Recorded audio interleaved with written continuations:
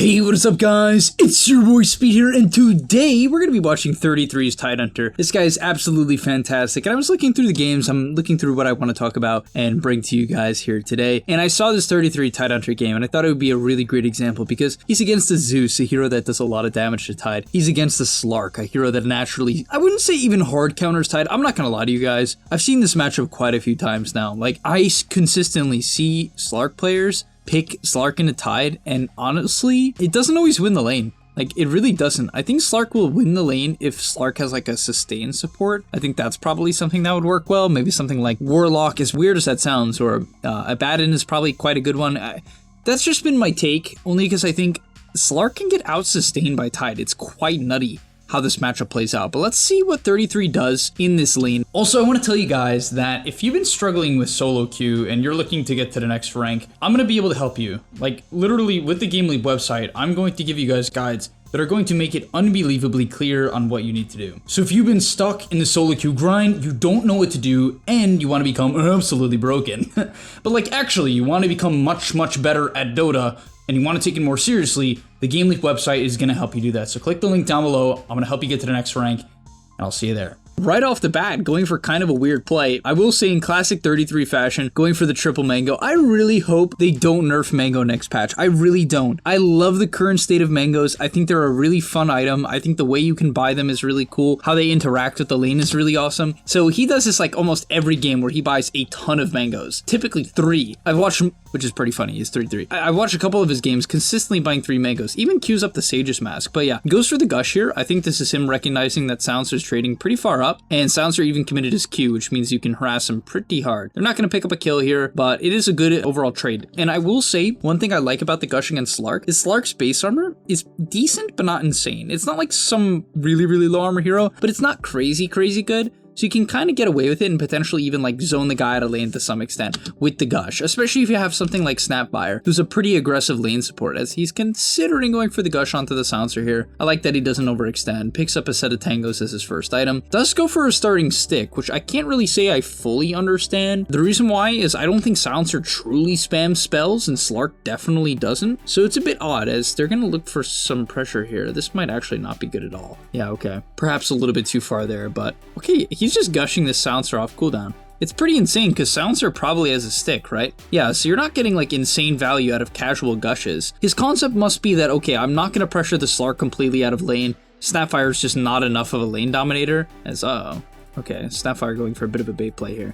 And really the main issue that's going on, I think the main thing that they potentially messed up in this lane, even, I don't want to be like critical, he's a TI winner, you know, who am I to say anything, but at the same time, I personally feel that he focused a lot on pressuring Silencer instead of necessarily shoving the wave. Perhaps he feels like he couldn't shove the wave or push it out a little, because if he tried to and didn't harass Silencer first, he would get zoned out by Slark or the Silencer. But what I mean by that is the lane shoved really hard into him, and you might be like, oh, that's a good thing, right? It's kind of not. It is to an extent, because his CS is going to be decent, and that's good, right? The lane pushes in, he can comfortably last down our tower. That's good, but we'll see like this early trade here, the enemy is going to get a boost in stats and then both of their level 2 abilities where you don't have your abilities at all. And this trade is easily a kill, right? I mean, to be fair, they wouldn't have made this trade if they didn't have that advantage, but this is a kill onto Silencer here if you have level 2 on Snap and Tidehunter, you know what I mean? So it is a problem, right? You don't necessarily want to get double wave like this. It can create a bad situation for sure. What's also really interesting to me about 33 here is that he's actually willing to go on Slark out of nowhere. And what I mean by out of nowhere is they've been pressuring the Silencer for the majority of the lane, but all of a sudden he kind of switches up, and you'll see here they considered going for a kill onto the Silencer. In fact, if they hard commit on Silencer here, he's 100% dead, no doubt in my mind. But 33 pings the higher HP Slark here and decides to gush him.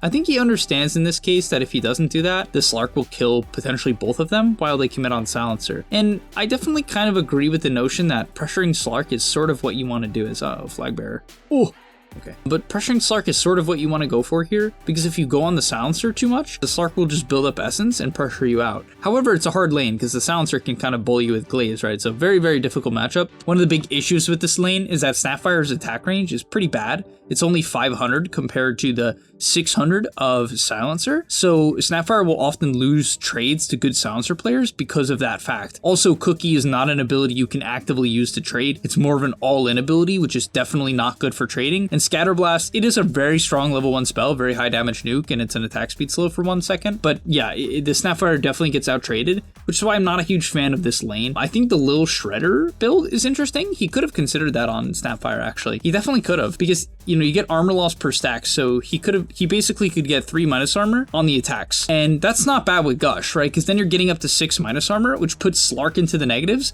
and puts Silencer 2 into the negative.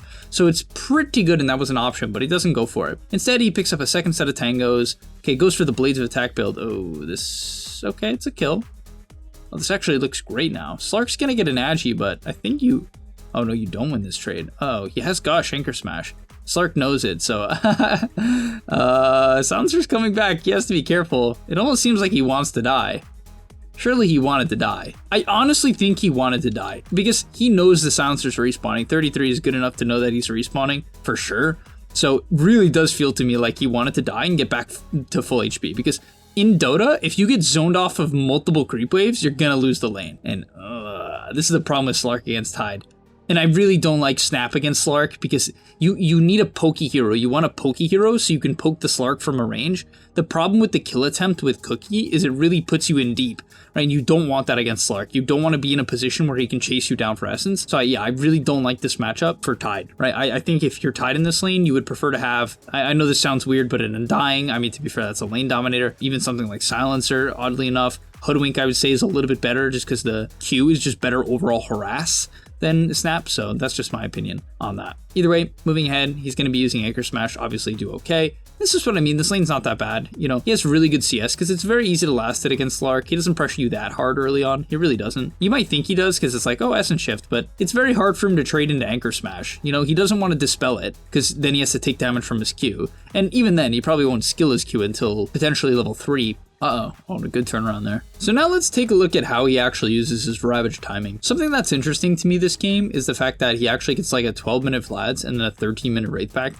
which is certainly not supposed to happen as, okay, Snapfire comes through. This is definitely a lane you have to dodge, which is why I love the Windlace Phase Boots. He understands this matchup. You have to kite out, you have to just kind of just run away. Like there's no other way around it. So the Phase Windlace, even the Pig Pole, is really great for what he needs in this lane, as Slark's going crazy. So Slark's sort of trying to bully him out. And he even, okay, so he goes for the Morbid Mask here. And is he really going to rotate mid? He was considering it, but it's such an unreliable play that he's actually just going to make the safe play here. So not too much you can do, right? He's going to make the safe play, just kind of farm up the bottom wave. Not too much to say. Can't get too aggressive. Honestly, the fact that he has 2 kills and only 1 death against Slark's Silencer with Snap, even though Snap's, as I said, it's not great, but it's not that bad. You know what I mean? So now he'll pick up the Buckler. He'll pick up the Bassi. I don't know what he's going to do with the Buckler. Is he going to eat the mangoes? So he's going to run it by Slark here. Oh, that's a good bait. Wow, very, very well done. So main thing he's doing here is he's waiting out Dark Pact, right? He's waiting out the Slark Purge. Once the Slark Purge comes through, it's a kill. I don't know if, yeah, I mean, Lesh preemptively TP'd here. I think Lesh TP'd here with the intent of taking the tower, just because there's a cart and you probably have max Edict at level 10. Okay, 3 points. And you have Tide Ravage, so you have a lot of synergy, right? Ravage is very good with Lesh because the AoE damage really pairs well together. The stun plus, you know, Lesh's damage, but I love this Ravage here. It's going to secure the tower most likely. It's a nice kill onto the Slark. It's going to allow him to... oh, he TB's top. So this is... one thing I'll say is I play a lot of Brood, right? It's one of my favorite heroes right now. It's very fun. Wow, this Brood is poor. Holy. This is one of the best Tide matchups in the game. I honestly believe that because you cannot pressure Tide. It's very, very hard to pressure Tide as Brood because the Spiderlings insta-die to Anchor Smash. I don't think Wraith Pact solves that problem.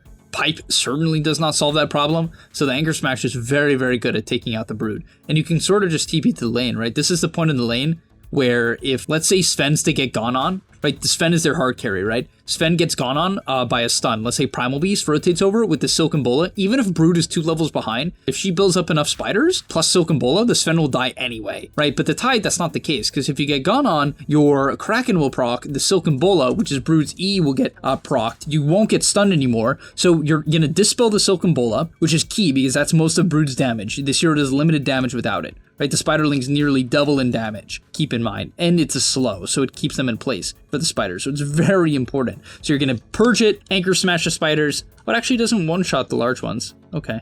I guess it does if you have certain items, but it doesn't with this specific build. I think in general it does if you take the level 10 Anchor Smash damage talent, which I believe he probably will do at level 11. Usually you skill Kraken at 10 and then go back for the talent. We'll see what he does. I don't really know why he goes mid here. I'm not gonna lie to you. Let's actually think about this a bit. Why does he go mid? I'm not exactly sure. So he's cutting the top wave, which, as I said, there's a very clear reason why you would do this, right? He's pushing in top wave. It's just to shut down the brood, push the brood into weird area.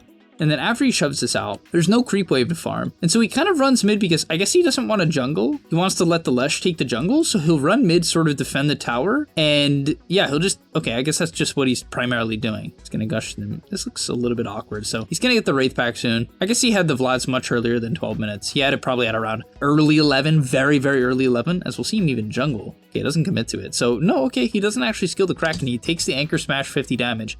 Which is really nice for farming, and it's great for killing spiderlings. But let's see how he uses this Wraith Pack timing, because this is what Tundra was known for, the Wraith Pack timing. My estimation in this game is that he's not going to force it that hard, and the reason why, I'm going to guess that, right? I haven't watched this game yet. The reason why I'm going to guess that he's not going to force the issue too hard is Lesh Sven isn't online yet. To be fair, Snapfire and Marcy can do quite a number, and it's not like Sven Lesh does nothing, especially if the Bloodstone's coming online, which it is. So, okay, so he actually, no, I was completely wrong. Immediately, he actually runs mid. He completely ignores farming bottom, which was absolutely an option, and instead they're going to go for the silencer kill. So they pick him up, drops the Wraith Pack, they're going to look for a fight. He needs to Sven and the Lesh to rotate over, so he'll probably Ravage here, yeah. He'll Ravage here, that's going to connect. He's pinging it. Oh no, his Lesh wasn't paying attention or got blocked or something, but okay. So yeah, immediately actually forces a mid-tower fight. And I think that's a good play, right? The reason why it's a good play is they have the Bloodstone on the Lesh, and he had the Wraith Pack. So I was under the impression that maybe he wouldn't force, but I guess the Lesh is strong enough. I mean, to be fair, this Lesh is having a fantastic game. You can see top of the net worth. So it kind of makes sense why you would want to get active a bit more than maybe you usually would if you got like a 15-minute Bloodstone. But yeah, if you're having a good game on Lesh, 13-14 is pretty standard. So he pairs up with that timing. Really nice kill, really nice set of kills, and things definitely work out. So, okay, they're going to go onto the bottom side here. Bit of a weird fight without Ravage. Sven being dead too. Going to drop the Wraith Pack in a nice area. Looks like they just can't kill the Lesh right now. Very crazy. Lesh just doesn't die. So he's defending mid here. And this is something I'll often see from 33. So in games like this, by the way, there's different ways to play Tide. There's a way to play Tide where you farm neutral camps and you kind of just clear all the waves. However, this game, the reason why he's sitting mid is he wants to be a barrier to the map, and he wants to defend mid-tier 1. Because when the enemy takes mid-tier 1, that's when they can start to really comfortably invade your jungle, or even look to Roche and like advance the game. But it's very hard for them to do that when the Tide is just sitting mid, looking to make plays like this, and just defending the tower and getting in the way, right? So it's very important to notice. They'll find the silencer here, and it should be, okay, he globals. The hell? I guess he's, nope, he's dead anyway. That was such a weird play. Oh, is he gonna drag this to large camp? No, okay, he was letting his Marcy heal. That's really nice, actually. As they're gonna sort of look for him. Is he gonna Ravage? Oh, they don't even need it. That's crazy. But yeah, he's controlling mid, and a big reason for this is his side laners, his other teammates are very greedy heroes, because you don't really want to Ravage here. He'll take out another kill. This Wraith Pact item even does quite a lot of damage. That's what's so stupid. It can do 150 magical damage in 5 seconds, which is definitely not nothing. You know what I mean? Considering it's going to hit heroes for longer than 5 seconds. Sometimes 6, 7, 8 seconds sometimes. It's like 200 damage, you know? This item is just broken. I'm sure you already knew that, but his side laners are very greedy heroes. Lesh, Sven need the neutral camps. They want to be just pushing out the waves and farming. So he's creating a very large amount of space. You can see that, to be fair, they won the lane, so it's naturally going to be easy for them to farm because of that fact. The Brood is very poor and isn't pushing in top. So like, yeah, it's going to be easy to farm for that reason. Maybe if the Brood was having a better game and threatening the tier 2, he'd address that. I'm not exactly sure about that, but that would make a lot of sense to me. However, this game, with the Lesh and the Sven having great games, he can kind of leave them out on their own a bit more, and okay, that's definitely not a fight. Yeah, so he'll let him go. As he's going the pipe here, makes sense, right? Primarily magic damage on the enemy team. The only non-magic damage is really just Slark. Even Brood is mostly magic damage with the Silken Bola and nukes and, you know, spawn spiderlings and whatever. As, okay, he changes his mind, not going for the pipe. I feel like the pipe's pretty good here. Only because, like, buffing up a Sven and a Lesh, you're probably not going to have damage problems. Even Marcy, buffing up a Marcy too is fantastic. You have supports who do a heinous amount of damage too. So, okay, he's going to cut top wave here. I wonder if he's telling his team to, like, ramp up the pace of the game. Also, I don't exactly know why he's going Blink. Okay, Sven didn't go Blink. So maybe he feels like he has to Blink Initiate because his team simply does not have a Blink Initiator. And Marcy, don't tell me Marcy's a Blink Initiator. She absolutely is not a Blink Initiator, and do not take her as that way. She's certainly not that. But okay, we'll see this fight play out here. So he's cutting the wave, looking to farm up that Blink Dagger. Might buy the shard after. So bumps into Zeus, might have to Ravage kind of defensively here, and it does. It's not best case scenario, but it's not the worst. He'll get off a good Wraith Pact. Slark's gonna have to spend his time hitting that. He's gonna probably find an angle for the Lesh here, as Lesh will easily be able to take out this kill. Sven found the guy in the backline as they actually killed the Marcy, but this Sven is huge. He's been given so much space by 33 here because 33 won his lane. He went like even in his lane, right? He went even in his lane in a potentially difficult matchup and then is able to just take the mid farm, right? Really, really great stuff. Honestly, this fight's very straightforward. The main thing that he's doing well is he's bodying the gank. Right, he understands his limit. With this Hooded Defiance Vlad's, him getting gone on here when his team is in the area is key. Let me reiterate this because most people don't get why this is such a, a good and important play. When he gets gone on top, his team is in the general vicinity. They can connect. I think Lesh even has TP up. Yeah, so Lesh even has TP up. So when you get gone on here, your team has to be in the vicinity. If his team is pushing bottom, you're just being stupid, right? You're gonna die, you're gonna have to defensively ravage for nothing, and it's gonna feel like complete garbage. That is not good. That is bad. However, if your team is in the area and you believe you cannot get bursted, which this game, they don't have a particular tie to counter, right? It's not like they have a, let's say, Static Storm from Disruptor or maybe a break from Hoodwink, you know what I mean? So one of these types of spells that counters the Kraken Shell, they don't have that. So always be able to get off the Wraith Pact, always be able to get off the Hood, always be able to get off the Ravage, and that's what we saw there. So it's partially him understanding the matchups, right? Him understanding the game state, and when Ravage is down, pushing out the side lane. He's a huge fan, man. 33 pushes out side lanes almost more than almost any other player, offlaner player I watch. He farms like crazy at different points in the game. I mean, to be fair, this game, like, he pushed out mid a lot, but anytime there's like downtime or like Ravage's on cooldown, he doesn't do it. Now, Ravage coming up, so he's going to come back to the mid lane and look for a fight now, as they're going to go for maybe a kill onto the Brood. I don't think you really want to Ravage Brood. Yeah, he really doesn't want to, which I think is the right idea. You'd rather save it to maybe secure a Roche fight or like an actual team fight. He's going to have to defensively stun here onto the Slark. Definitely not the best case scenario. So it gets caught out a little bit. That's an example of going definitely a tad too far, right? He gets caught out, the Slark's able to get on top of him, and it's not a great fight. But once again, I feel like he's going to run bottom, so he is.